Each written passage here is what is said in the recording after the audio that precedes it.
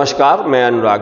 दमोह शहर के सीता बावली क्षेत्र में एक गर्भवती गाय को काटे जाने के मामले में पकड़े तूल ने लंबे समय से उस क्षेत्र में अवैध अतिक्रमणों को लेकर कुंभकर्णी नींद में सोए अफसरों को नींद से जगा दिया है। इस मामले में जमकर मचे बवाल के बाद अफसरों की नींद टूटी है और सीता बावली क्षेत्र से लेकर इससे सटे न्यू दमोह क्षेत्र तक में जो बड़े पैमाने पर रातों रात पिछले कई सालों से अतिक्रमणों का सिलसिला चल रहा था, उस पर दनादन बुलडोजर चलाना शुरू कर दिया है। तमाम प्रयास के बाद गौरक्षक भले उस गौवंश को ना बचा पाए, पर इस मामले ने जो रूप अख्तियार किया उसने गौकशी करने वालों के हाथ पैर फुला दिए हैं। साथ ही पुलिस और प्रशासन की सांस हलक में अटका दी थी। पूरे हंगामे के बाद लगातार 3 दिनों तक जिला प्रशासन, नजूल, नगर पालिका के अफसर इस क्षेत्र में पिछले कई सालों में हुए अतिक्रमणों को जेसीबी की मदद से हटाने में जुटे हुए हैं।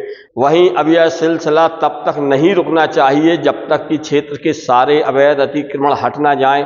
और फिर इस क्षेत्र ही क्यों, शहर में भी बड़े पैमाने पर अवैध अतिक्रमण हैं जिनकी जानकारी भी अफसरों को है। यहाँ तक कि हाईकोर्ट तक ने अवैध अतिक्रमणों को हटाने के निर्देश जारी कर रखे हैं, पर अफसर इस मामले में सिर्फ मुंह देखी कार्रवाई लंबे समय से कर रहे हैं। उन्हें शहर भर के और प्रभावशाली लोगों के अवैध अतिक्रमणों की तरफ भी रुख करना चाहिए। साथ ही उन अफसरों की भी जिम्मेवारी तय होना चाहिए जो इस दौरान नजूल नगर पालिका में पदस्थ रहे हैं।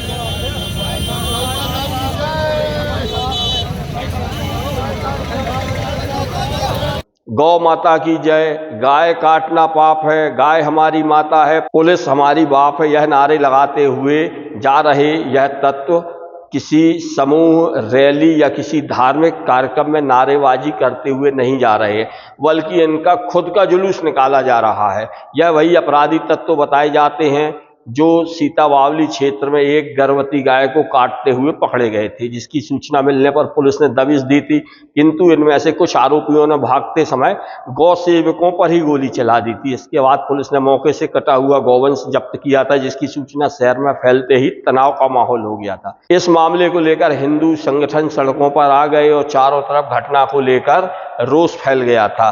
पुलिस ने इस मामले में गौवंश के 3 हत्यारों को मौके पर ही दबोच लिया था। इस मामले में गौवंश का पोस्टमार्टम भी कराया गया था।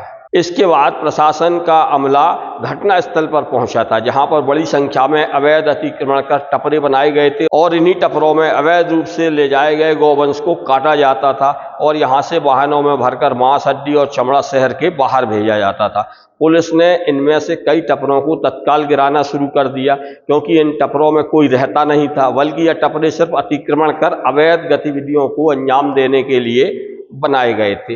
हिंदू संगठन से जुड़े नित्याप्यासी ने आरोप लगाया था कि प्रदेश में भाजपा की सरकार है, जिले से भी भाजपा के 2 मंत्री हैं, पशुपालन मंत्री भी दमोह से हैं, इसके बावजूद भी दमोह में गौवंश की हत्या नहीं रुक रही है। उन्होंने बताया कि पिछले दिनों रजपुरा में 70 गौवंश को पकड़ा गया था, लेकिन आरोपियों पर कोई कार्रवाई अब तक नहीं हो पाई है। वहीं शहर में आए दिन गौवंश को काटे जाने के मामले सामने आ रहे हैं। पुलिस ने इस मामले में करीब 11 आरोपियों के खिलाफ मामला दर्ज किया था और पुलिस ने आरोपियों का जुलूस भी सड़कों पर निकाला था। सीता बावली में अवैध रूप से बने 5 टपरों को भी जेसीबी मशीन से दूसरे दिन ध्वस्त किया गया था। इस दौरान बड़ी मात्रा में पुलिस और प्रशासन का अमला मौके पर मौजूद रहा। वहीं कोतवाली पुलिस ने आरोपियों का पैदल जुलूस निकाला। पुलिस को इस मामले से निपटने के लिए खासी मशक्कत करनी पड़ी थी। आरोपियों का जब जुलूस निकाला जा रहा था तो उन्होंने पूरे रास्ते इस तरह के अपराध आगे ना करने के नारे लगाए।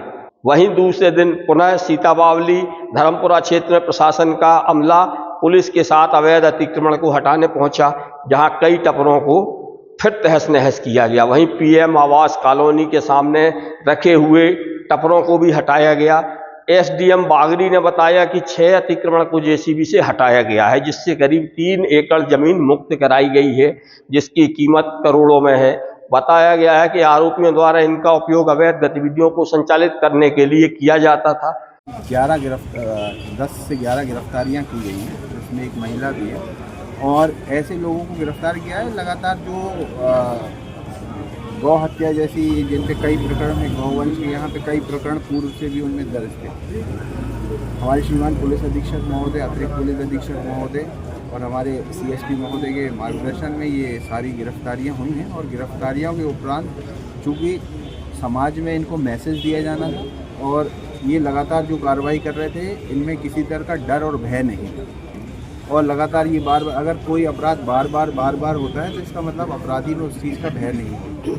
और उसी चीज़ को लेकर ये एक मैसेज दिया गया है कि अगर किसी भी तरह की, इसकी पूर्व में भी हमारे जो पाउडर की कार्रवाई हुई थी और ऐसी कार्रवाई जिसमें एक मार्ग पे भी कुछ लोगों के साथ मारपीट, इसमें पूर्व में भी ऐसे जुलूस निकाले जा चुके हैं। जुलूस निकालना उद्देश्य सिर्फ अपराधियों पे और अपराध पे अंकुश लगाना। अपराधी व्यक्ति हैं, सिर्फ उन्हीं के व्यक्तियों के साथ ही ऐसी कार्रवाई की जाती है कि समाज को एक मैसेज दिया जा सके, समाज के जो अच्छे लोग हैं उनको भी मैसेज दिया जा सके कि अगर जो भी इन अवैध गतिविधियों में लिप्त होंगे उनके साथ प्रशासन कठोर से कठोर कार्रवाई करे। उसका दिन है और नगर पालिका द्वारा जो अवैध अतिक्रमण है, अस्थायी अतिक्रमण है, लोग सरकारी ज़मीनों पर अस्थायी रूप से कब्जा करने का प्रयास कर रहे हैं, तो वहाँ पर नगर पालिका चिन्हित कर रही है ज़मीन और पुलिस और प्रशासन उन्हें सहयोग प्रदान करते हुए शासकीय ज़मीनों से अतिक्रमण मुक्त करा रहा है।